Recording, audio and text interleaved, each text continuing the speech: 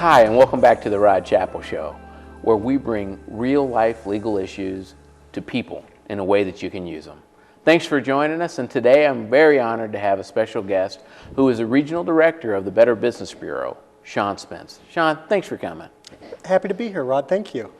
Can you tell us a little bit about yourself? Well, sure. You know, I've got a long history in the business community as an entrepreneur. I've started businesses. I've certainly worked for a lot of businesses, but, you know, I've started businesses that have both been successful and unsuccessful, so I know both sides of that. And today I'm director of the Better Business Bureau, so it allows me to take that passion I have for the business community and really put it into a place where I can work with all businesses and consumers, for that matter. That's great. Yeah. Well, and you know, it's funny. The Better Business Bureau, BBB as we always see it, I see the stickers in some business windows and sometimes in advertisements. Can you tell us what the Better Business Bureau does? Sure, absolutely. You know, the Better Business Bureau has been around for quite a while. We've here in this part of Missouri, which is the eastern half of Missouri, we've been active for just almost 100 years. We're going to celebrate our centennial in 2 more years. Wow.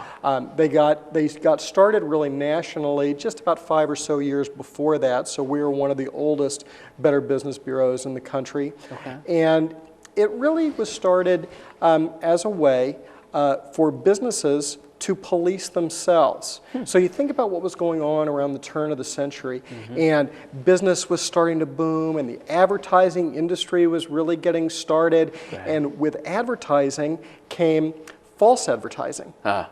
And so what we started seeing was all kinds of, you know, the snake oil salesmen and all kinds of things. Yeah, you know, and we see TV shows about that.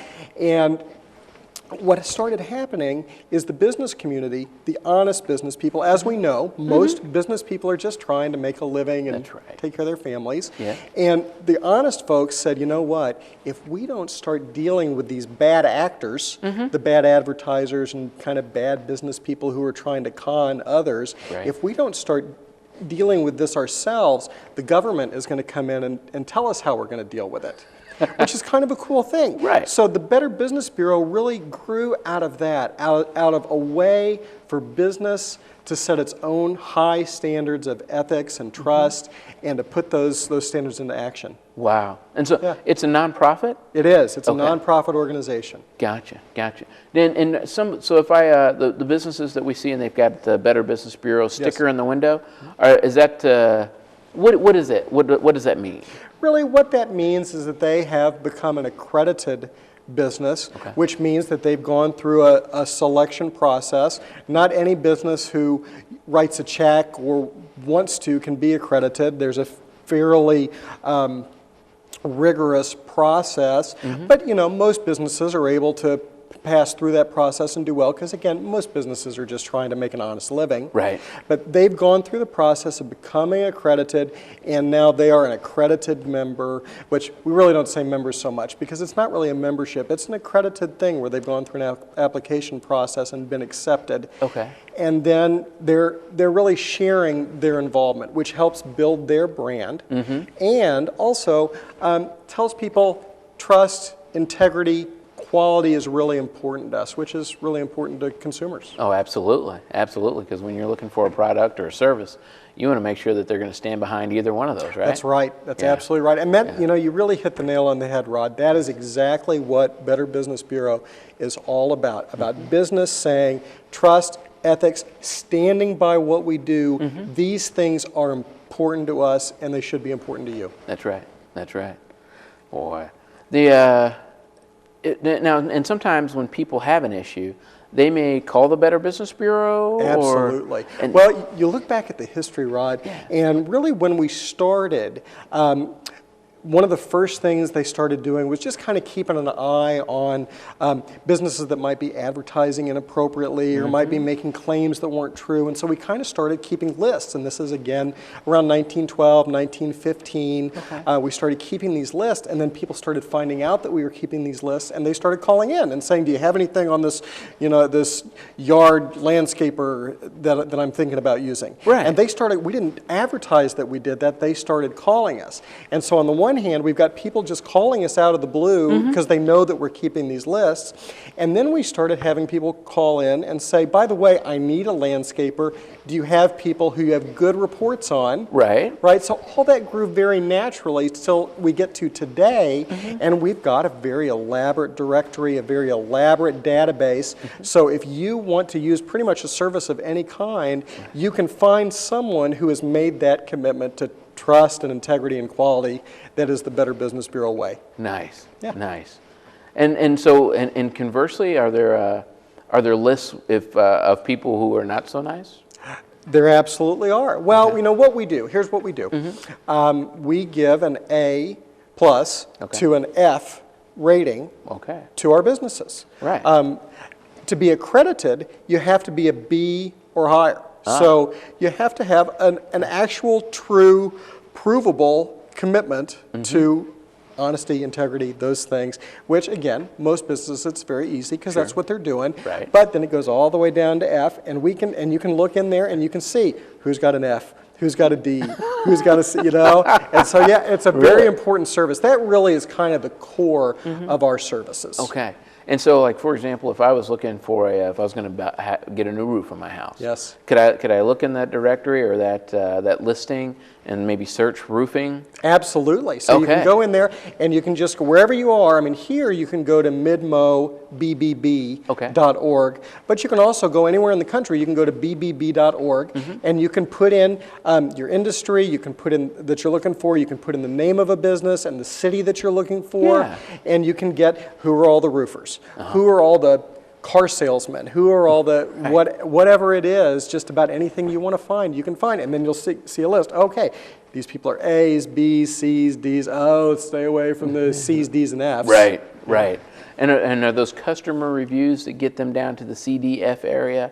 That's a big part of it. Okay. Really, and here's the thing. Number one, you look at we have a lot of services now. There are a lot of services in existence that allow people to review companies and restaurants and whatever.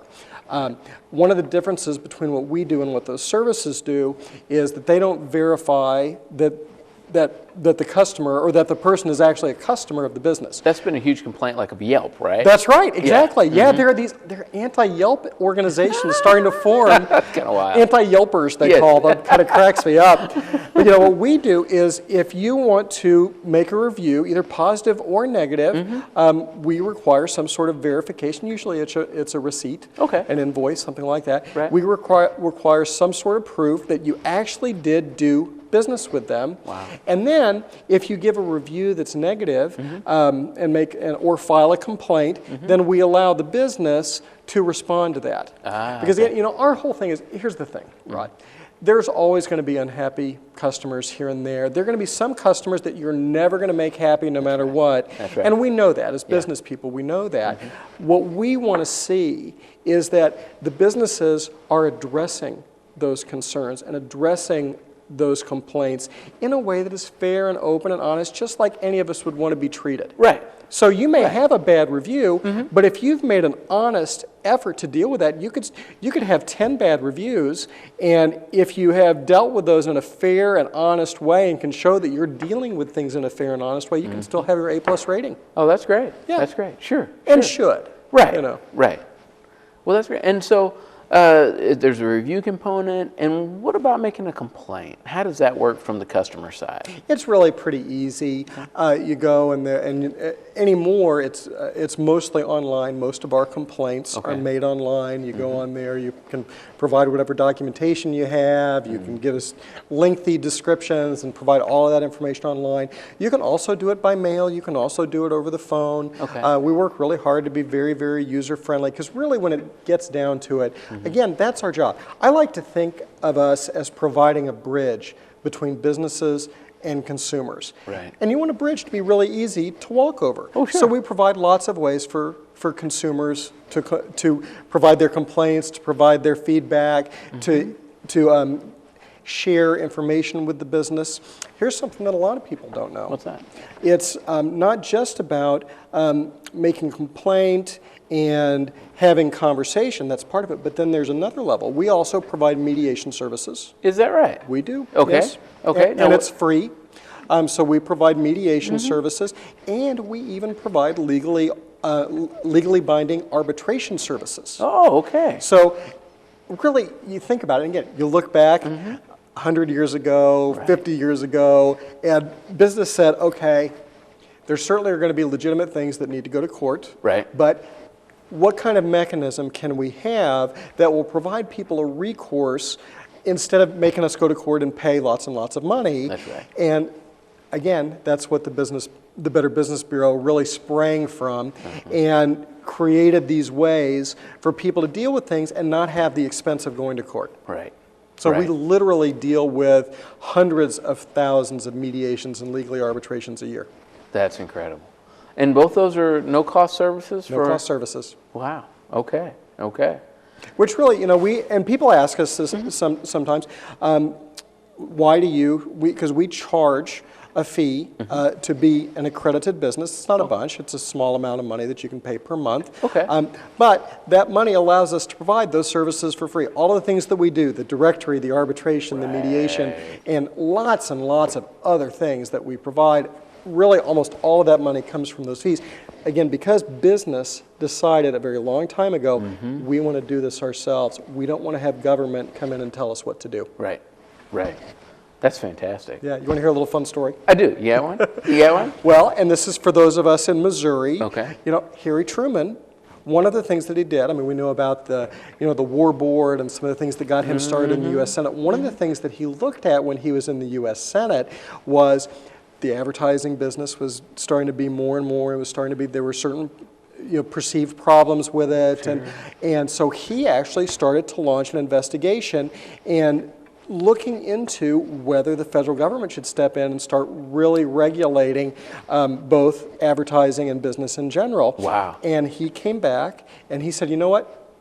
There actually are some great efforts, and he specifically cited the Better Business Bureau as being one of the things that allowed him to not have to have government intervention. That's awesome. Yeah, we're very proud of that. Yeah, no doubt. That's a big deal. It is. How many times would you get a recommendation from a sitting senator who then went on to be president? Right. That's right. Yeah. That's right. Yeah. Well, so can you tell me, there are a number of scams that are going on that we always hear about, and I know that people have called the BBB to talk about that. Yes. Do you have any that are hot right now? Well, there are quite a few. One, and actually St. Louis is, which is, one of our kind of sister cities here in Jefferson City. Oh, yeah. St. Louis is a hotbed for a senior scam that also happens pretty much all over the country, but it seems to be happening mostly out of former Soviet republics where women are initiating relationships with men. Wait, that's not new. No, we know that's not new. But they're initiating relationships with older men, generally senior men. Okay. And honestly, they're creating relationships. These men think they're in love. They think they're going to have a woman who's going to move over here, and they start sending them money to move or to take care of their housing expenses or whatever. And then, the plane was needing repairs and couldn't come, and my mother broke her leg and I couldn't come. Can you please send me more money so I can take care of my mother's broken leg so that I can come see you? Yes. And you're starting to, so that's a really, I don't want to say fun, but a colorful example of the kind of thing that we see. Absolutely. One of the things that I really love about what we do, Better Business Bureau does look into every complaint that we get. Okay. First, a very kind of cursory examination to make sure it's a for real kind of thing, and because sometimes there are just little disputes and arguments, and people are just mad at each other, and some things are fake and that sort of thing.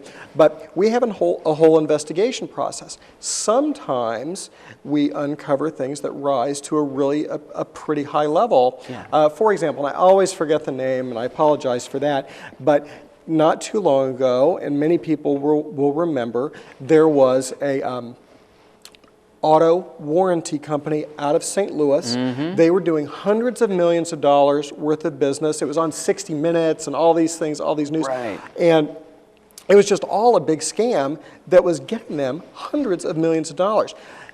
They ended up, two brothers did it. There are all kinds of pictures. There are pictures in front of their big, massive houses and all these things. All of that arose from a Better Business Bureau investigation. In fact, a guy that I work with in St. Louis, I know very well, he actually took some of the first pictures of the big house that then became a big deal on the news.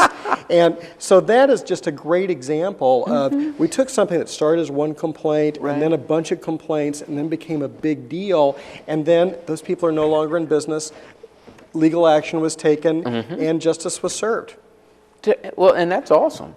Talking about cars, sometimes we hear about people who buy cars. Turns out they didn't really buy the car because they didn't get the title. Right. Do you get those kind of complaints from time to time? Oh, sure. Absolutely. You know, that's one of those examples of, honestly, it's hard to do. We are able to look into those complaints, but most often that's going to be kind of a scam thing that's going to end up becoming a law enforcement issue. Right. This is a perfect example of use your common sense and make sure that you get the title. Right. Now, I will also use this as a way to talk about one of the services that we provide. We've just got a ton of information on our website about really anything that you want to buy or any kind of expenditure you want to make. If you want to, what kinds of things do I want to do in terms of buying a car, or I want to add 1,000 feet to my house, or whatever it is. Oh, wow. We provide lots of great information. Here are tips for buying. Here are tips to keep from getting scammed. Here are tips for choosing the right person to work with. And those tips for consumers are really a part of the core of what we do. Wow. Yeah, because the best way to deal with a problem like that is to have it not ever happen. Yeah, don't get in it. That's right. Yeah, no, that's exactly right. And then sometimes, you know, everybody's they has a smartphone now. Yes. But I understand that there's a way that there's some kind of scam going on where they can lock your phone out, like a person, like my phone. Right. And there's nothing I can do about it, or maybe there is something. Tell me how that works. This is one of those things that I think a lot of people like you and me, we've got our cell phones, we've got our smartphones, and you don't think about it being, it is a computer now. You know, when you had a phone hanging on the wall at home, there was nobody who was going to be able to get in it and cause you a problem. Right. But now that they're like little mini computers, now we start to see viruses, we start to see the ability for people to do things that are pretty scammy. And what you're talking about is what we call ransomware. Okay. Where people have a way, people who are much smarter than I am, have a way of getting into your phone remotely, putting ransomware, like I've kidnapped somebody and I'm charging ransom. Okay. And what it does is it locks your phone up so you can't use it. When you try to use it, it gives you a message that tells you to call technical support, and then you call technical support and it's somebody who's asking you for your credit card so that they can charge you money to unlock your phone. Wow. And this is all just like probably some guy in the Soviet Union who's making some bucks. Good grief. Right. Good grief. Well, and obviously they would not be on your A+ list. Yeah, no, these are criminals. Okay, we don't generally evaluate the criminals. Yeah, you know, this is a great example of something where it's the kind of thing to watch out for. Now, this is actually a relatively easy thing to avoid. There are really just a couple of things that you need to do. One is make sure that you're updating your software on your phone, because when they're updating security, the security software and the underlying operating system of your phone, a lot of us just kind of ignore it, and we're probably 2 or 3 or 4 versions old. I've been guilty of that. Yeah, don't do that, Rob. All right. You want to update it. And then the other thing is, if somebody you don't know wants you to open a link or something, just like on your computer, on your phone, don't do it. Make sure you really check it out, or just move on, because if they really want you, they'll find a way to get to you. But you want to be really careful about opening things that you don't know what it is on your phone. Okay. Do you have anything else that you think you ought to tell us that we might not know? Oh my gosh. Well, you know, we've talked about it some here, but one of the great things I believe, I'm such a true believer in the mission of Better Business Bureau, and as we said, building that bridge between business and consumers. There are a lot of people who just think about us for business. There are a lot of people who just think about us for consumer-related issues, and really we are both of those things. You know, Dad, who started and ran a business, needed to be a Better Business Bureau accredited business. My mom, who was buying stuff from businesses, needed to know about the services that we offered because we had lots of great things to offer her. So that's one of the things that I want people to think about, is that really no matter who you are, this is a great service, and it's almost everything we do is free. That's incredible. Yeah, we're very proud of it. Yeah, yeah. You know, lots of times we see folks who feel like, well, how can they do this for free? And I think that we've kind of talked about the way that we're able to do that. For businesses who want to be involved, who want to get accredited, how would they go about that process? Really, the easiest thing to do is just to go to the website, which again here is midmobbb.org, but you can also go to just bbb.org, and then you can apply. And the application process is really pretty quick. We'll do some checking on our own. And again, most businesses that want to be accredited are going to get accredited because most businesses are good, honest people who are just trying to make a living. That's right. And so that's what we're trying to look for. We're not trying to make some elite organization. We're really just trying to give good, honest business people a way to say, those things are important to us. Integrity is important to us. Taking care of our customers is important to us. And that's what the Better Business Bureau seal says. Wow. And in terms of businesses that can be accredited, is that from the caterer to the chiropractor?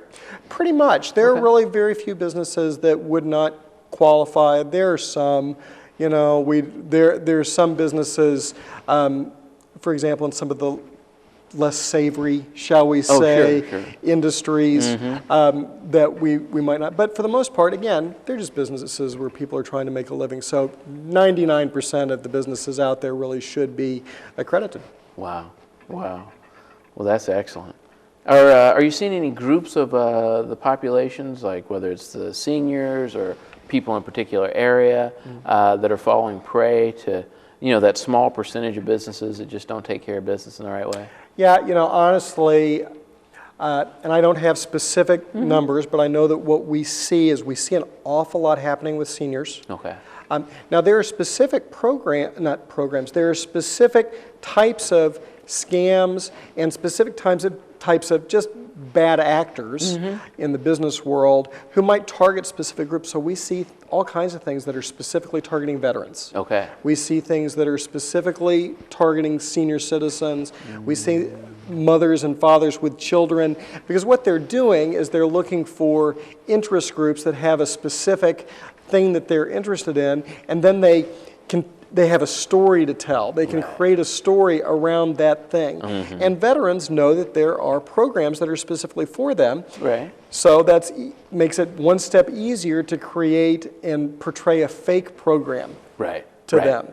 And seniors, honestly, many of them come from a more trusting time. Sure. I think about my grandparents, and it occurs to them dramatically less than it does to me that somebody is going to try to scam them out of their money. If somebody calls them and says something, they will have a greater tendency to believe it. So that just is a group that can be ripe for the bad actors in the business world.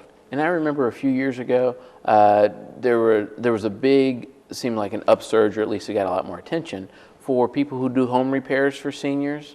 That sometimes those aren't the most scrupulous of people, or at least they were highlighting some that weren't.